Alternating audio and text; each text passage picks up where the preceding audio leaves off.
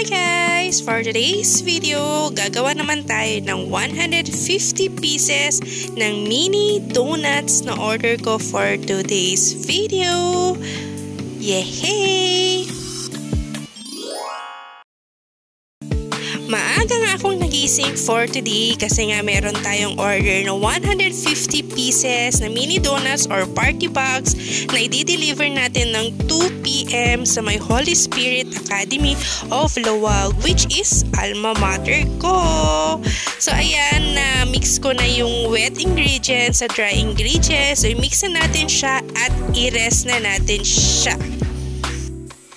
Aba, syempre, kailangan muna natin magkape para magkaroon tayo ng energy kasi sasabak tayo ng sobra-sobra for today. So, ayan, after ko nagkape, nagcut na ako ng mga chocolate natin. So, inuna ko yung chocolate flavor. Sunod naman is yung milk flavor. Yan, chop lang natin yan. And then, next naman is yung ating strawberry flavor. Ito talaga yung pinaka-bestseller yung strawberry. Talagang strawberry flavor siya. O, diba? Nabubulol ako. And then, yung ube natin. Bagong-bago siya ube. Nalalagyan natin ng cheese. O, diba? Para magkaroon tayo ng bagong flavor sa ating party box. And lastly, ang ating matcha lover.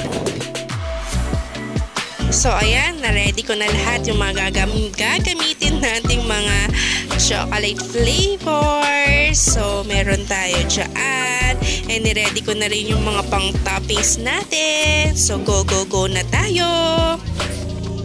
So, na-erase na natin ang ating butter mixture. So, kailangan na natin siyang i-transfer sa ating squeeze bottle. So, ganyan muna yung ginagawa ko para mailagay ko ng maayos at walang sayang sa ating butter mixture, sa ating squeeze butter. So, ayan, 2 squeeze bottle lang yung lalagyan ko para konti lang yung hugasin. Kasi hirap maghugas after ng bakbakan. So, ayan, para isasalang ko na lang siya ulit mamaya kapag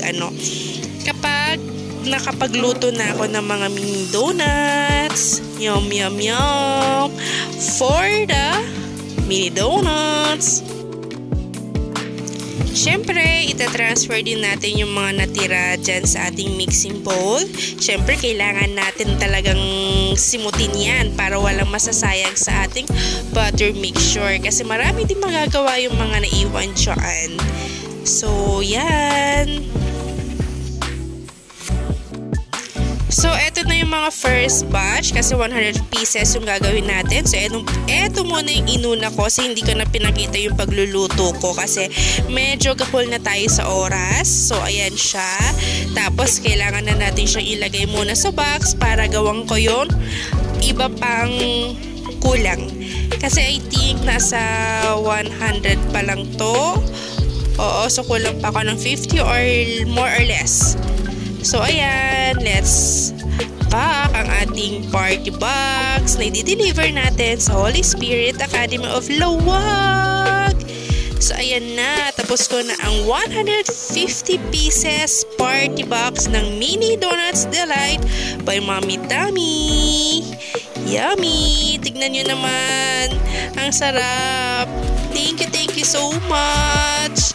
At syempre, ang pinakaayaw na ayaw ko sa part na isang bakbakan ay ang maraming hugasin. So, ayan. Kumain na muna ako para may energy akong maghugas kasi talagang anong oras na yan? Siguro nasa 2 o'clock na yan, sakto dun sa delivery time ni Daddy. So ayan, kain na ako. As in, gutom na gutom. Pawis na ako dyan. Grabe yung pagod ko. So yun lang. Thank you for watching. Follow for more. Bye! Mwah!